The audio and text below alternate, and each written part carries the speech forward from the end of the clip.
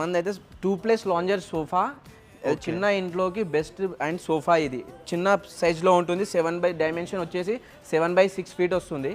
అలాగే దీంతో పాటు సెంటర్ టేబుల్, 2 పిల్లోస్ అండ్ సోఫాలో వచ్చేసి మనకు pocket spring and with super soft foam వస్తుంది. అలాగే 5 పిల్లోస్ వస్తున్నాయి. దీంట్లో ఫినిషింగ్ చూసుకోవచ్చు మీరు, స్టిచ్చింగ్ వర్క్ కానీ దీంట్లో ఫీల్ కూడా బాగుంటుంది.